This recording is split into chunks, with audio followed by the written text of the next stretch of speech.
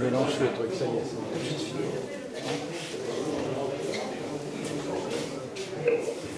Bon, on va commencer. D'abord, bonsoir à tous. Deux petits mots avant de lancer la conférence. Je tiens à vous remercier de votre participation, malgré l'heure tardive et malgré le temps. L'aquariophilie, vaste domaine qui nous passionne et n'a pas fini de nous étonner. C'est un loisir qui nous donne l'occasion d'aborder une multitude de disciplines et, sans que mon énumération soit exhaustive, je vais vous en livrer quelques-unes.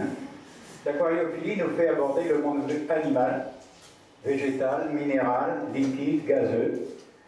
Nous serons tour à tour éleveurs, vétérinaires, jardiniers, bricoleurs, baroudeurs, pêcheurs, j'en passe et des meilleurs. Il nous faudra revoir notre géographie, nos cours de sciences nat, de maths, de physique. Et pour faire court, c'est un loisir tourné vers la vie et aussi surtout vers le contact humain. Nous avons pensé pour démarrer cette série de conférences qui sera sur la fréquence d'une tous les 2 mois, que le mieux était de revoir nos fondamentaux, expliquer à ceux qui débutent les rudiments qui permettent d'éviter les grosses erreurs, et pour les plus confirmés, un rappel des bases qu'on a trop tendance à oublier. Monsieur Noël, Michael pour Delphine et ses proches, papa pour Alice, est un professionnel que vous avez pu rencontrer à l'animalerie de Magasin Vert qui l'anime. Il va tout au long de cette conférence, qui sera illustrée par un diaporama, nous faire découvrir les rudiments de l'aquariophilie. Ensuite, vous pourrez poser toutes les questions que vous jugerez utiles. Avant d'en passer au buffet convivial, il vous exposera le thème de la 2e conférence. Merci de votre attention. Je passe la parole à Michael.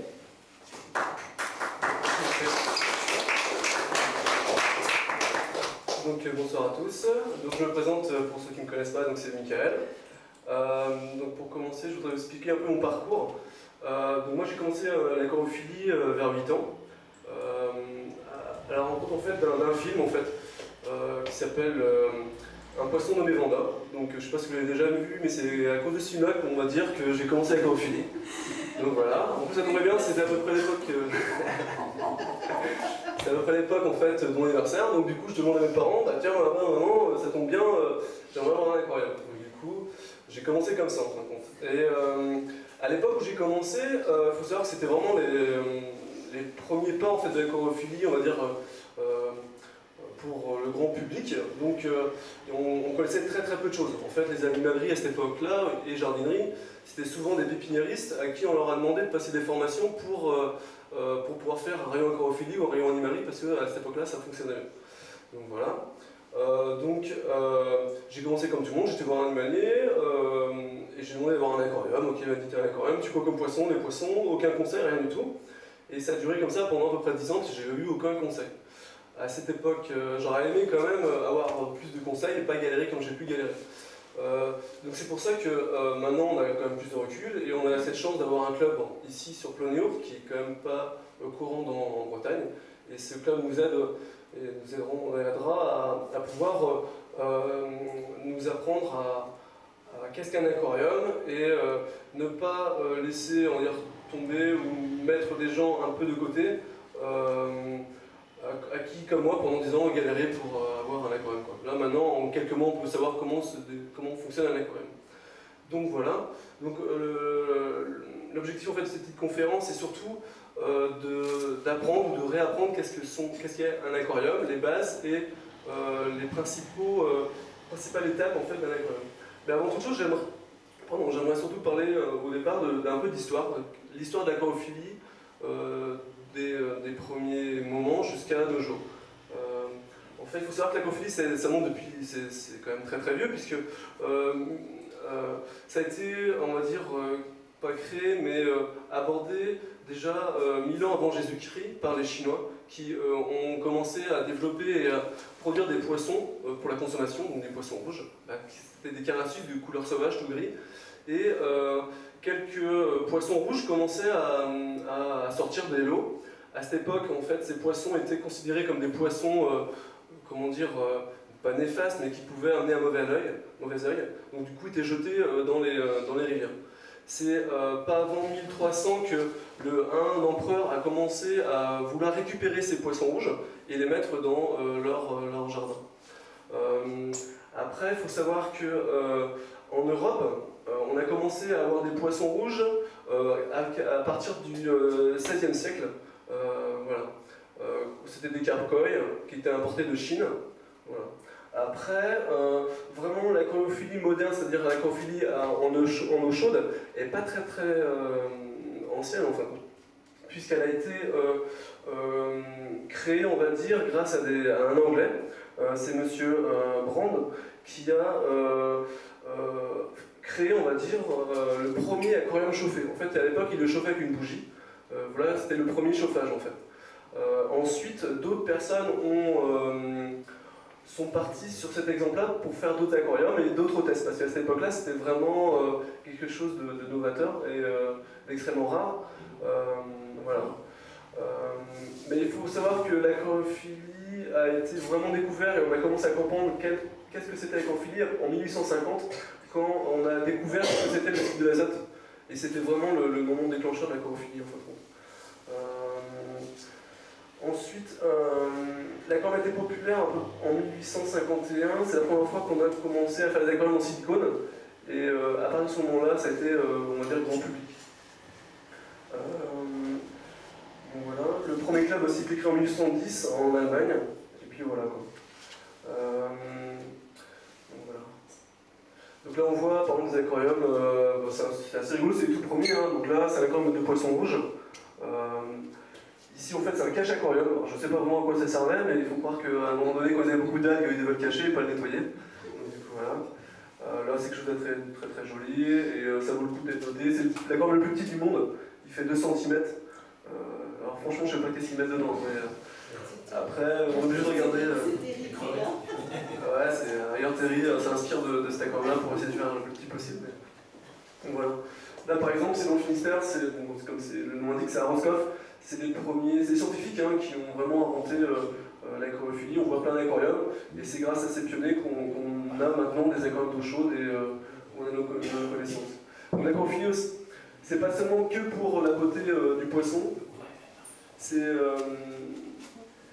également pour manger. Hein.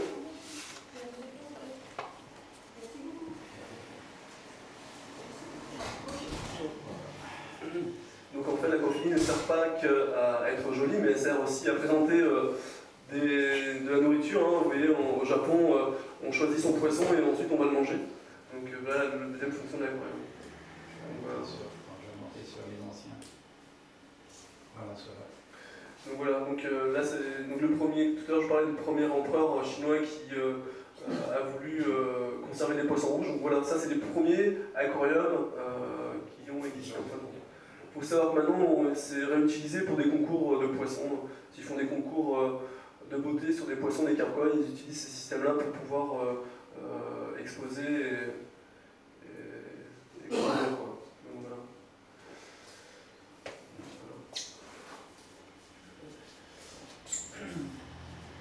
Donc, non, pardon. En fin de compte, on est quand même ici pour parler vraiment de l'aquarium et comment ça se passe en fin de compte. Donc on va passer sur différents points. Hein. Déjà l'emplacement, c'est quand même un endroit important. Avant d'avoir un aquarium, je pense qu'il faut se poser des bonnes questions, savoir où on veut le mettre, quel poisson on veut mettre, si on veut que l'aquarium soit plutôt un endroit esthétique ou si c'est surtout pour pouvoir posséder des espèces bien particulières. Donc je pense qu'avant d'acheter l'aquarium, déjà il faut se poser ces questions-là. Ensuite, si on juge que c'est... alors on va dire qu'il y a 2 formes d'aquariophilie. Il y a l'aquariophilie qui veut vraiment un endroit joli. Il veut ensoleiller ou éclaircir un endroit de la maison. Donc il veut vraiment quelque chose de très joli. Donc là, c'est souvent des petits aquariums qu'on va pouvoir mettre dans un salon ou autre. Et l'autre aquariophilie qui est plutôt passionné du poisson, et lui, l'esthétisme va être un peu mis de côté. Donc par exemple, on a voulu mettre ces photos-là pour vous montrer où on doit mettre un aquarium. Un aquarium, en règle générale, il ne faut pas le mettre en dessous de 80 cm. Parce que le poisson il va stresser s'il est trop bas. À force de voir des gens, surtout des gens marcher, aller devant lui, il va penser que c'est un ennemi ou un danger pour lui, il va passer son temps à se cacher. En plus, pour nous, on ne va pas pouvoir voir les poissons et ça ne sera pas génial en fait. Ensuite, il faut quand même un meuble avec quand même assez conséquent, voilà, qui soit assez costaud pour pouvoir mettre un aquarium.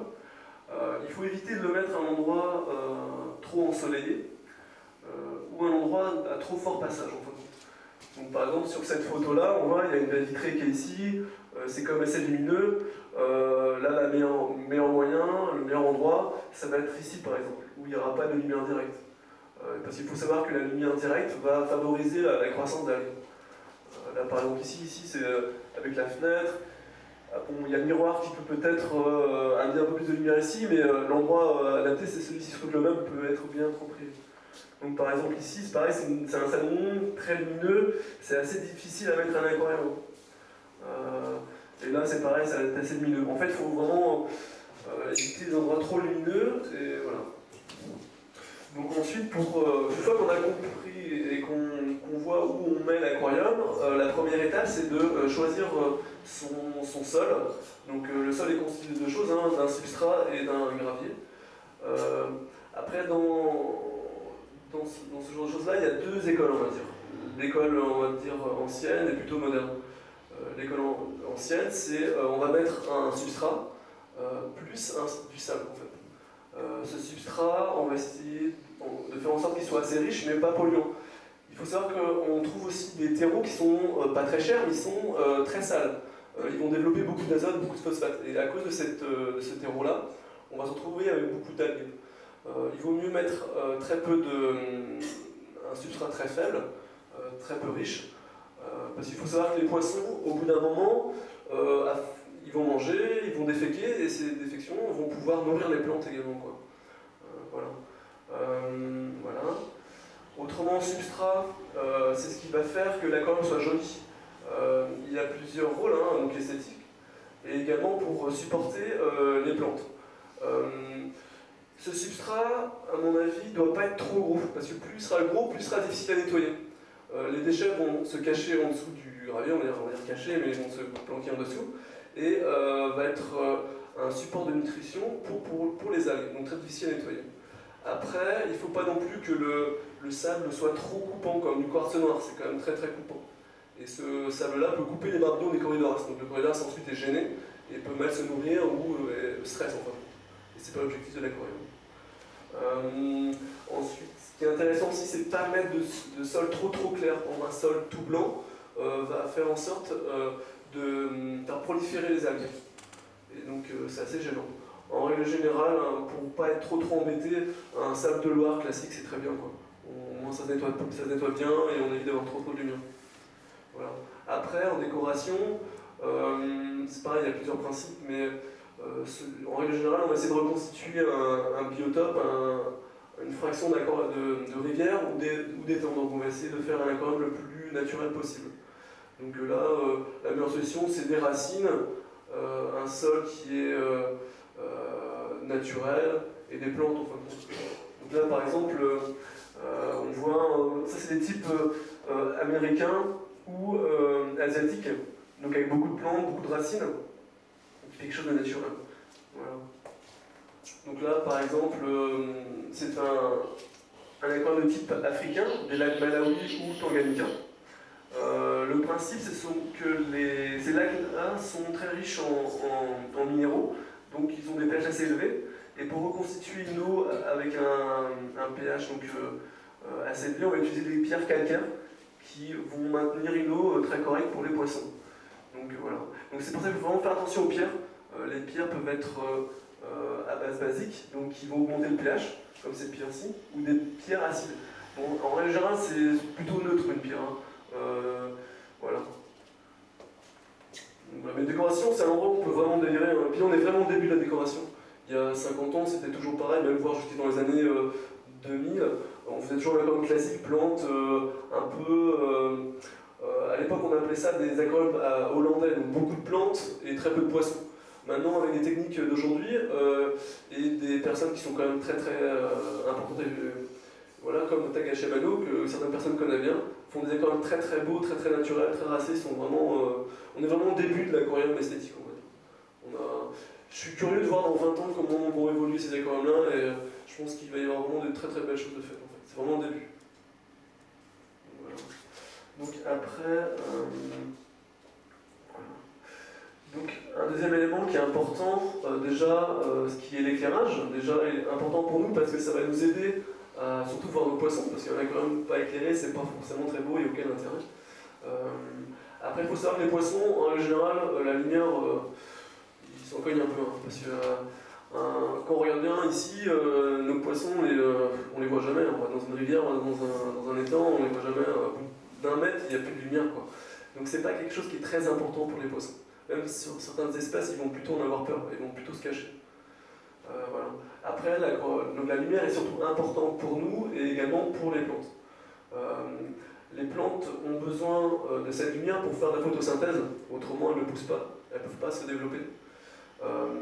Il faut savoir que dans les aquariums, il y a différents éclairages, différents tubes néons. On va trouver donc des blancs, des bleus et des rouges, en sachant que le rouge et le bleu, ça va être plutôt des lumières qui vont aider la plante à progresser, à se développer.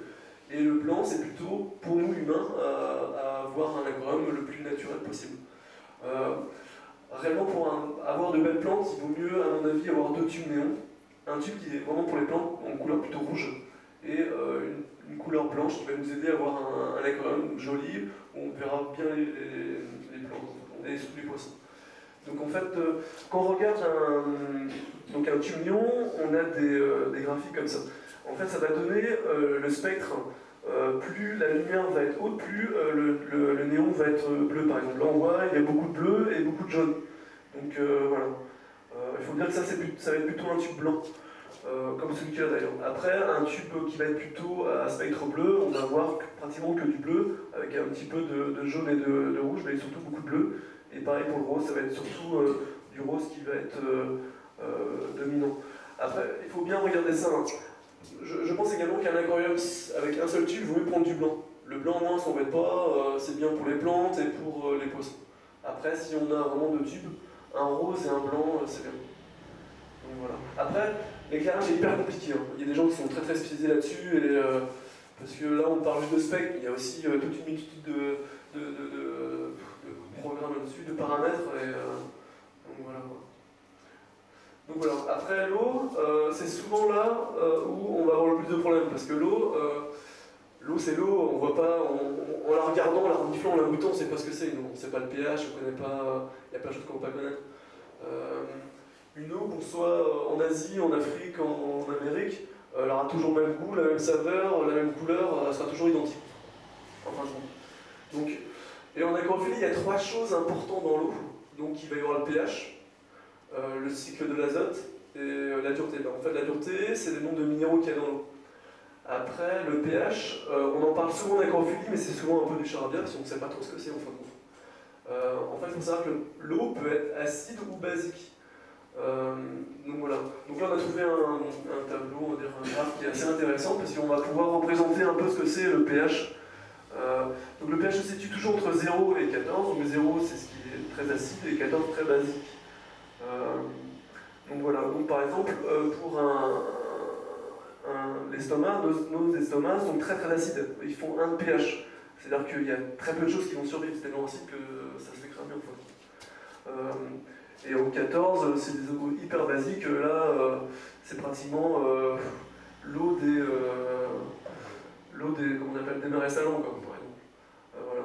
Après, on appelle aussi un pH neutre, donc c'est un pH qui est aussi acide que basique. C'est une eau qui est très correcte, hein, nitro douce, nitro dur. Donc pour exemple, hein, en pH neutre, il va y avoir l'eau. L'eau, c'est un pH plus ou moins neutre, un petit peu acide, mais on va dire relativement neutre. Le sang, un petit peu plus basique. Voilà. Après, donc il faut savoir que l'eau à la base, naturellement, elle est toujours pareille, c'est-à-dire c'est l'eau pluie qui tombe.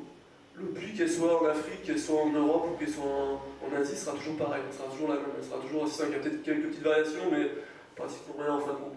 Ce qui se passe, c'est que l'eau va changer dès qu'elle va toucher le sol. C'est le sol qui va l'enrichir en pH ou qui va l'acidifier. Par exemple, si elle tombe sur une pierre très calcaire, elle va se basifier. Si elle tombe sur, par exemple, un endroit avec beaucoup de tours, va s'acidifier. Et c'est à ce moment-là qu'on doit savoir si l'eau est acide ou pas. Après, donc, quelque chose d'important, il faut savoir que nos poissons, en règle générale, sont aux alentours de 6,5, 7,5. On va dire les poissons en grande règle générale. Après, ce sont des graphes. En fait, ce que je voulais représenter sur ce tableau-là, c'est que on voit qu'entre 0 et 6,5, l'eau est complètement instable. Entre 7,5 et 14, elle est aussi instable. On dit qu'un pH est neutre, donc entre 6,5 et 7,5, c'est-à-dire qu'elle est très très stable. Elle ne va pas évoluer, elle ne va pas bouger tant que ça. Il faut savoir que par exemple, si l'eau a un pH à 6 par exemple, aujourd'hui, elle est tellement instable que dans 2 jours, elle peut se retrouver à 4 par exemple. Pareil pour quand elle est basique. Elle peut être à 8 et au bout de 2-3 jours, elle peut arriver à 9. Alors que si on a un pH entre 6,5 et 7,5, on arrive toujours à avoir une eau plus ou moins stable. Ce qui est important chez le poisson, c'est pas en fait un poisson qui a l'habitude dans la nature a un pH à 6,5. C'est-à-dire qu'il n'y a pas trop d'acidité, pas trop d'ions basiques. Bah, le poisson va pouvoir s'habituer progressivement à une eau acide. Mais voilà. Après, il faut surtout savoir, c'est qu'un poisson ne peut pas arriver à un pH neutre, on va dire à 6,5, et on le met directement en pH de 4. Là, il en meurt. Voilà. On retrouve souvent le cas en aquariophilie, par exemple, on fait souvent des changements d'eau. On va changer l'eau régulièrement, donc on va toujours avoir une eau à 6,5. On ne sait pas vraiment pourquoi, mais notre aquarium, il est, on va dire, on s'en occupe beaucoup moins, parce qu'on n'a plus le temps, on a autre chose à faire, on veut faire autre chose. Donc du coup, ce qui se passe, c'est qu'on ne fait plus de changement d'eau, donc l'eau va s'acidifier. Le poisson, lui, va s'y habituer. Le poisson va s'y habituer. Et nous, on ne va pas s'en rendre compte. Par contre, le jour, on va vouloir remettre un autre poisson. On va vouloir acheter un poisson. Et on va le mettre dans une eau avec un pH de 4, par exemple. Le poisson, il va durer 2 jours. Parce que lui, il n'aura pas du tout cette habitude d'avoir une eau trop acide. Donc, en règle générale, il vaut mieux avoir une eau basique, neutre, où tout poisson peut aller dans cette eau-là. Donc voilà.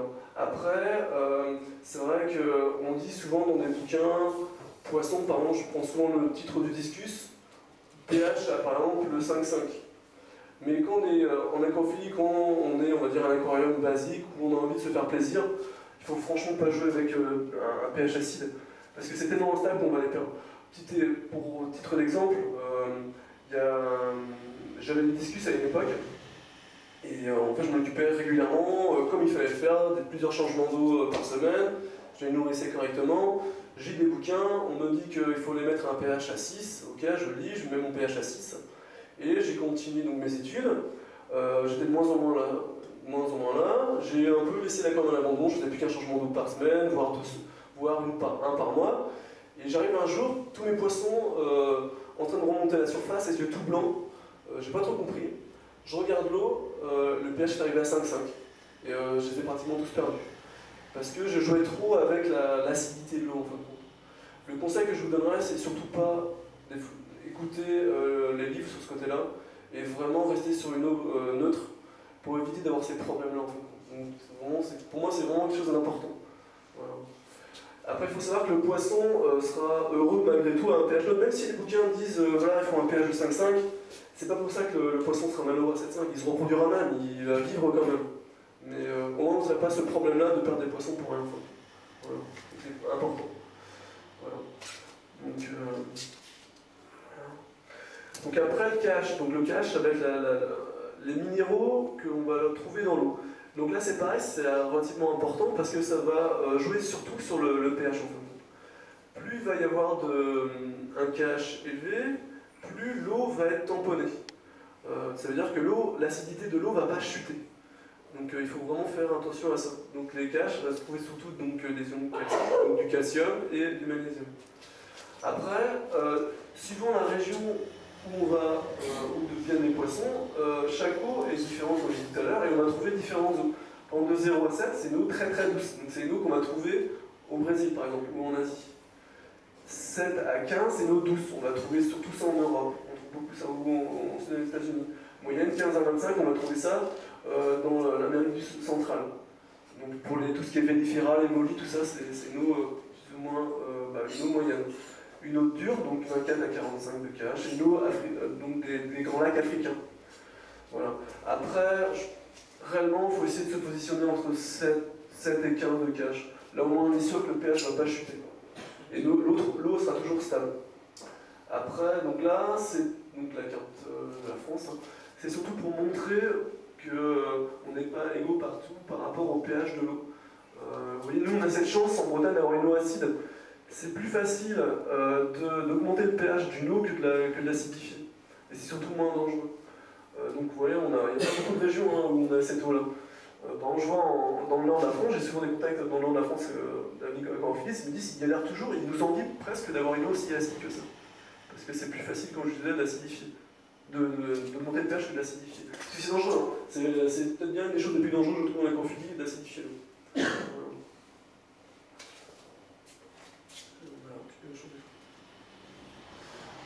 Après, je voulais parler un peu d'oxygénation. Parce que l'oxygénation, c'est quand même une partie importante de l'aquarium, parce que c'est quand même relativement vital. Déjà pour les poissons, parce qu'on sait tous qu'ils ont besoin de beaucoup d'oxygène, mais également pour les bactéries qui sont bonnes pour l'aquarium. On va en reparler après, mais c'est assez important. Et il faut savoir également que les plantes ont besoin aussi d'oxygène, mais surtout la nuit, pas le jour mais la nuit. Ce petit graphique était sympa parce qu'on se rend compte que l'échange se fait surtout à la surface de l'eau. Là, on a voulu montrer un bocal, en fin de compte. Plus la surface de l'eau est importante, plus il va y avoir un échange gazeux. Imaginons, on dit un petit bocal. Un bocal a une grande superficie, mais un petit récipient a très peu de contact à l'air. Donc là, il va y avoir très peu d'échange gazeux. En contrepartie, on pourrait mettre le même équivalent d'eau de ce bocal-là et dans un endroit donc un récipient beaucoup plus long, on aurait beaucoup plus d'échanges gazeux et les poissons vivraient beaucoup mieux. Par exemple aussi, on peut avoir un 1000 litres et 2 cm² d'eau qui touche l'air. Et là, on aurait très peu d'oxygène aussi. Donc c'est important ça. Après, l'erreur que je vois régulièrement aussi chez des personnes qui ont des aquariums, c'est qu'il y a une grosse population de poissons et très peu d'oxygène, parce qu'ils n'ont pas de bulleur par exemple. Et l'autre souci, c'est que quand on ne met pas de bulleur, il faut absolument que l'eau à la surface soit brassée, parce qu'il faut qu'il y ait vraiment des échanges gazeux.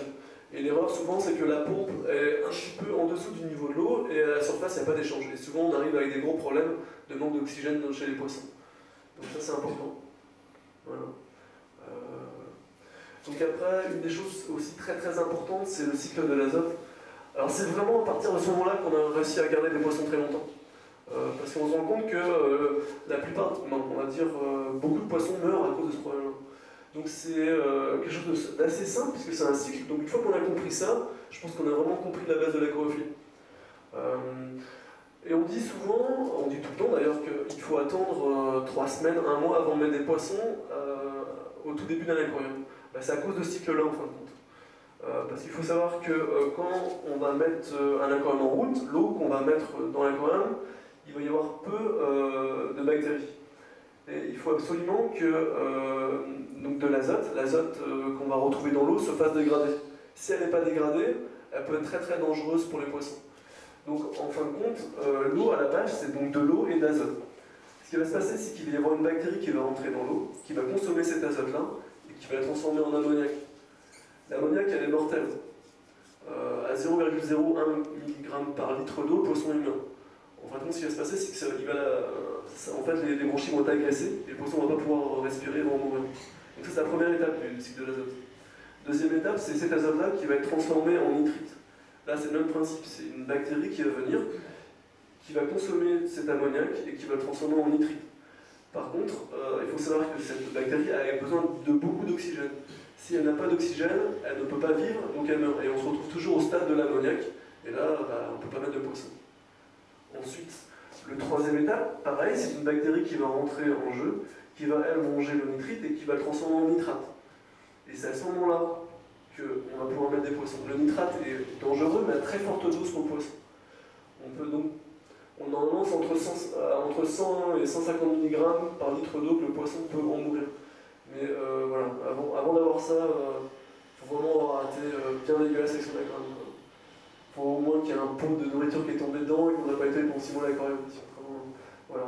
Et en fin de compte, c'est un cycle parce que voilà ce qui se passe. C'est que, en fait, dans un aquarium, à un moment donné, tout le temps, par exemple, on a un aquarium, il va tout le temps y avoir de l'ammoniac, il va tout le temps avoir du nitrite, il va tout le temps avoir du nitrate. Ce qui se passe, c'est qu'il faut avoir assez de bactéries pour consommer directement l'ammoniac qui est transformé en nitrite, et ce nitrite est transformé directement en nitrate. Ensuite, ce nitrate, pour l'évacuer, il y a deux façons. Première façon, c'est, on va dire, naturelle, donc c'est les plantes qui vont la consommer. Parce que les plantes ont besoin de ce nitrate-là pour pouvoir grandir. En sachant que plus la plante va avoir une croissance rapide, plus elle va consommer de nitrate. Donc pour éviter d'avoir trop de nitrate, on peut mettre des plantes avec une croissance très rapide. L'autre solution, ça va être d'enlever et de changer l'eau. C'est pour ça qu'on dit souvent, c'est récurrent, mais de changer l'eau. C'est le seul entretien réel qu'on va avoir dans un aquarium. Après, pour bien nettoyer un aquarium, ça sert à rien d'écoper l'eau. En fait, je vois souvent des gens me dire bah, si je fais souvent des changements d'eau, et j'en pose la question comment ils font. Ils prennent une casserole, ils changent l'eau comme ça en fin de compte. Et c'est pas bon, parce qu'il faut savoir que les déchets se trouvent au fond de l'aquarium et pas forcément à la surface. Donc la meilleure solution, c'est surtout de bien, à mon avis, hein, ça c'est mon expérience personnelle, c'est de couper la filtration. Et avec sa main, on passe sa main dans le sol, tous les déchets vont remonter. On va attendre que tout se décompte, tout va se décompter, et à partir de ce moment-là, on va nettoyer l'aspirateur ou un tuyau, on va tout enlever. Et une fois qu'on a réussi à faire ça, on peut dire qu'on a fini le changement d'eau et on peut remettre de l'eau. Voilà. Donc voilà. Et après, il faut savoir qu'après, ça rentre dans le cycle. Alors l'azote, elle vient surtout pour deux choses, même voire trois. Donc la nourriture qu'on va mettre aux poissons, qui est en excès. C'est pour ça qu'il ne faut pas trop donner à manger aux poissons, c'est hyper important. Les déchets, l'urée, et l'éjection des poissons qui vont apporter de l'ammoniac, et également les plantes qui vont mourir. Et en fait, ça fait un cycle en fait. Et c'est ça qu'il faut respecter. Donc voilà. Et ça, c'est vraiment hyper important, parce que en plus, il faut savoir que si on a beaucoup de nitrate, on aura beaucoup d'algues, parce que c'est en relation, nitrate, algues, tout ça c'est en relation. Et si vous ne faites pas les changements d'eau, vous allez vous retrouver avec un aquarium qui n'est pas du tout plaisant, parce que ça va être sale, vous allez avoir pas mal d'algues. Il y aura plein de choses comme ça. En plus, sachant que à la fin, tout ce qui est déchets peut aussi acidifier l'eau et justement on se retrouve avec des acidoses dont je vous parlais tout à l'heure, avec une chute de pH, c'est dangereux également. Voilà. Donc voilà. Alors là, je voulais vous montrer quelque chose. Donc c'était les algues, c'est quelque chose de récurrent, c'est un peu l'ennemi numéro 1 de l'aquarium. Hein. L'algue, mais là, en plus c'est des belles algues, on va dire que ont bien poussé. Il y a différentes formes d'algues. Il y a des algues qui vont plutôt être filamenteuses, comme on voit là, qui elles sont, on va dire, relativement faciles à combattre parce que c'est souvent dû à des aquariums qui sont surnourris ou pas du tout l'eau n'est pas changée. Et donc voilà. Après, vous avez des algues pinceaux. Ça, c'est des algues qu'on trouve surtout dans les aquariums où il n'y a pas eu trop d'entretien. Mais c'est pas un entretien en changeant l'eau, c'est parce qu'on n'a pas bougé les choses. Il faut savoir que c'est une algue qui a des racines, qui va s'ancrer en fait dans la racine, par exemple là un exemple la racine, et va pas partir. C'est très difficile à enlever. Il y a un moyen, c'est surtout d'augmenter le dioxyde de carbone pratiquement par 2, et du coup ça va cramer en fait cette algue-là, et on ne va plus la retrouver. J'ai vu aussi des aquariums où le sol était complètement recouvert de cette algue-là. C'est parce que les gens ne frottaient pas le sol en fait. Et du coup on la trouvait. Par exemple une racine c'est quand même quelque chose de naturel, donc du coup elle va se décomposer. Et c'est cette décomposition qui va amener cette algue-là. Après, il faut savoir qu'une algue elle vient pour 3 choses, voire 4 choses. Donc la première chose c'est la lumière. Donc plus il va y avoir de lumière ou de mauvaise lumière, plus il va y avoir d'algues. Parce que également il va y avoir trop de déchets dans l'eau, donc tout à l'heure je parlais de nitrate, mais il peut y avoir également trop de phosphate qui est amené aussi par la nourriture. Et toutes les plantes qui se structurent, comme les filamenteuses, c'est dû à la silice qui se trouve dans l'eau. Parce que les algues, c'est comme les animaux, elles sont obligées de se structurer.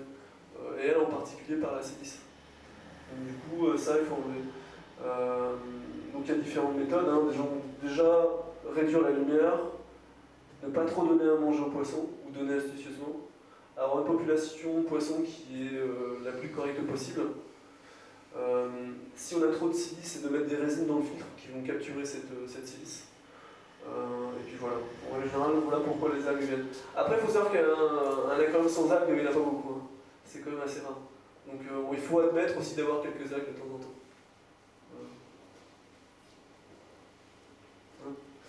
Donc voilà, et ensuite, donc voilà. Maintenant, est-ce que... On va passer aux questions. Là. Donc maintenant, est-ce que vous avez des questions sur des choses que vous n'avez pas compris ou jugez qu'il faudra en parler? Juste Oui. une question. Alors déjà, le problème des filtres. Je sais pas, moi j'en viens de 340 litres. D'accord. Quel filtre? En fait, en filtration, il y a différents... Et où le mettre, voilà. Et où le mettre, d'accord, ok. Voilà. Donc, dans les filtrations, on va dire qu'il y a trois types de filtres, en fait. On va dire le filtre traditionnel, qui est un filtre sous sable. Donc, c'est le tout premier filtre qu'on a vu, hein, qui a été créé. Donc, c'est un filtre qu'on mettait sous le sable, avec une prise d'air. Et du coup, l'air va s'échapper et l'eau va rentrer dans ce filtre-là. Donc, c'était quelque chose de très, très biologique, en fait. Tout à l'heure, je vous parlais de cycle de l'azote. C'était les bactéries qui détruisaient toutes ces nourritures-là et qui la transformaient et qui la régénéraient, en fait, dans les plantes. Alors c'était vraiment les tout premiers, maintenant ça marche plus du tout, ça marche mais c'est assez compliqué. Maintenant on va dire dans l'agrophilie moderne il y a deux types de filtres, donc le filtre intérieur, donc c'est bien pour des aquariums de petit volume en fait. Moins de 100 litres, ça marche très très bien. Après, il va y avoir le filtre extérieur, qui lui fonctionne très très bien, en un peu plus de 200 litres. Ce qui est bien avec le filtre extérieur, c'est qu'on peut vraiment le couper, l'enlever, le nettoyer, le remettre sans toucher à l'eau. Et souvent sont beaucoup plus performants. Après, il faut savoir qu'un filtre, ça va surtout aider à nettoyer l'eau, à supporter les bonnes bactéries de cycle de l'azote. Et voilà. Donc après, un filtre se compose en différentes parties. Hein. Donc comme il doit nettoyer l'eau, on va se retrouver avec donc, différentes granulométries d'éponges. Il faut mettre la plus grosse au départ de l'eau et ainsi de suite l'affiner en fin de compte. Après, on peut mettre également dans le filtre du charbon. Ce charbon, en fin de compte, va enlever les odeurs et va enlever les couleurs aussi de l'eau. Imaginons qu'on a une racine qui dégorge beaucoup de tanin, donc c'est la racine qui teinte l'eau un peu en jaune. Donc ce charbon-là va capturer cette couleur-là et du coup l'eau va être limpide. Elle peut aider aussi, par exemple, on a un traitement. On a des poissons qui sont malades, ou on a plein d'escargots, on n'a plus envie d'en voir, donc on va mettre un produit. Et si on laisse le charbon va tout capturer ces médicaments, et le médicament sera inefficace dans l'aquarium. Par contre, ce qui peut être intéressant également, c'est une fois qu'on a fini ce traitement, c'est de pouvoir mettre le charbon, et justement, comme ça, tous les déchets, on va dire, du produit vont être aspirés, et ne pourront plus faire de mal à l'aquarium. Après, il faut savoir qu'un charbon, ça n'a qu'une utilité. On va dire que, imaginons qu'on met un produit, une semaine après, on l'enlève, on met à la poubelle. En règle générale, si un aquarium n'a pas de souci, on peut le laisser 2 mois le charbon actif. Voilà.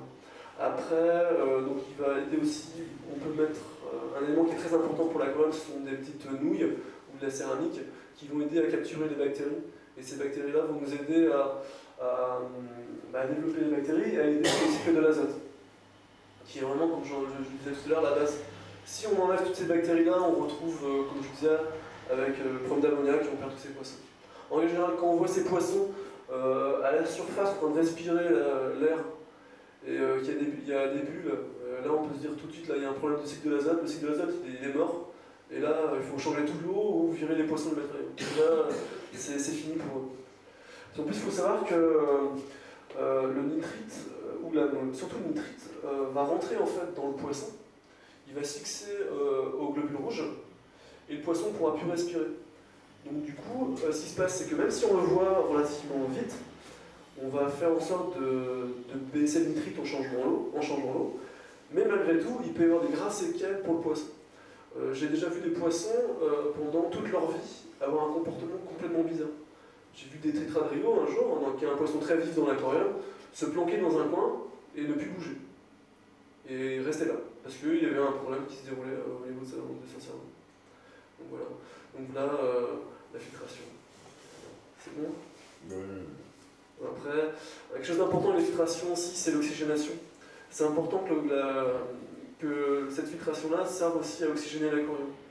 Ce qui est intéressant avec les filtres extérieurs, c'est qu'on peut mettre la canne de rejet en dehors de l'eau. Donc du coup, il va y avoir un rejet, des petits jets d'eau qui vont tomber dans l'aquarium. Et du coup, il va y avoir un échange gazeux. Et ça va être bien. Après, ça a une question de place et de là où on peut le mettre. Oui, là où on peut le mettre. Après, aussi, dans les filtres intérieurs, souvent je vois les gens mettre le niveau de l'eau un peu trop haut en fin de compte. Et il faudrait vraiment mettre le niveau de l'eau en dessous de la sortie de la pompe interne. Comme ça fait un petit jet, hop, et ça tombe dans l'eau. Parce que si on met cette pompe plus basse, il va y avoir en fait un film bactérien. On voit l'eau à la moitié blanche, comme si c'était à moitié huileux, c'est un truc bizarre. En fait, c'est plein de bactéries qui se sont développées. Et en fait, l'échange gazeux se fait plus. Et du coup, on peut avoir un problème d'oxygène dans l'eau. Voilà. Donc ça, il faut faire attention parce que ça risque. Mais des fois, on fait pas gaffe, on dit oh, bah, j'en ai marre, ça s'évapore, je mets plus d'eau cette fois-ci, et on se retrouve avec un problème. Après, en pensant aussi à l'oxygène, un truc important, c'est que souvent, on va mettre des pompes à air. Et les pompes à air, on les met en dessous de l'aquarium, et puis voilà. Un jour, elle s'arrête, la pompe à air s'arrête, et on se retrouve avec un aquarium moitié vide en fait. Parce qu'en fait, l'eau est retournée, est passée par la pompe et a coulé. Donc il faut faire attention à ça aussi. Ça arrive pas souvent, mais une à deux fois par an, on l'a fait. C'est cool. Voilà. D'autres questions? Puissance de filtre, il faut à peu près, pour bien faire, entre 2 et 3 fois le volume de l'aquarium en 1 heure. Après, il faut savoir aussi qu'un aquarium plus grand, plus c'est intéressant de mettre peut-être des pompes moins puissantes, mais beaucoup plus de pompes. Un 600 litres qui fait 2 mètres de long, on va pas mettre un 1800 litres, juste un seul. On va plutôt mettre deux de par exemple, je sais pas moi, deux de 400 litres. Là, on est en grand volume, là. Je pense qu'on a eu beaucoup, là, même des 150, 200 litres, je sais pas. Non, ouais, mais même pour les gens qui ont un grand aquarium, mais en fait, ce que je veux dire, c'est que ça sert à rien d'aller sur la course de le fil qui est le plus puissant. L'important, c'est qu'il y a vraiment un brassage total de l'aquarium. Après, quand il manque de brassage, on se retrouve aussi avec des algues. Parce que, par exemple, tout à l'heure, je parlais des algues pinceau, un aquarium qui est mal brassé, cette algue-là va en profiter pour se fixer quelque part. Pareil pour la cyanobactère. La cyanobactère, c'est une algue qui est en symbiose avec une bactérie. Ça fait une peau, je sais pas si on l'a sûrement vu, on l'a tous vu, je pense. Ça fait une peau. C'est une algue, on prend, on la tire comme ça, et tout vient en fin de compte. Et c'est souvent parce que l'aquarium n'est pas assez brassé, il n'y a pas assez de brassage. C'est une algue qu'on voit beaucoup dans les mares ou dans les bassins qui ne sont pas du tout brassés en fin de compte. Et pour l'instant, on ne sait pas comment faire pour la détruire. Il existe des produits, mais que je trouve vraiment pas efficaces. Après, le moyen, c'est vraiment d'avoir un brassage total de l'aquarium. Complètement, le mettre au noir, le laisser pendant 15 jours, on l'oublie, et en espérant qu'en raviment, il n'y en a plus. Donc voilà. Oui, quelque chose d'important aussi que je n'ai pas dit, c'est la population des poissons. Donc il faut bien choisir sa population. À mon avis, il vaut mieux... je vois souvent des gens arriver et pas trop savoir ce qu'ils veulent en fin de compte. Ils arrivent, ils regardent les aquariums, ils disent bah, tiens, j'aime bien celui-là, je vais prendre celui-là. Puis celui-là, je vais prendre celui-là aussi, puis celui-là aussi. Et on se retrouve avec un peu une culture, une soupe en fin de compte. Et je pense qu'il vaut mieux prendre son temps, prendre un peu de recul, prendre un bouquin, regarder un peu les espèces qu'il y a et se dire voilà, c'est cette espèce-là que j'aimerais avoir en priorité. Et à partir de cette espèce-là, faire une population. Et c'est beaucoup plus astucieux, je pense. Après, il ne faut pas non plus surpeupler un aquarium. Surpeupler un aquarium, c'est un gros danger pour l'aquarium. En fait,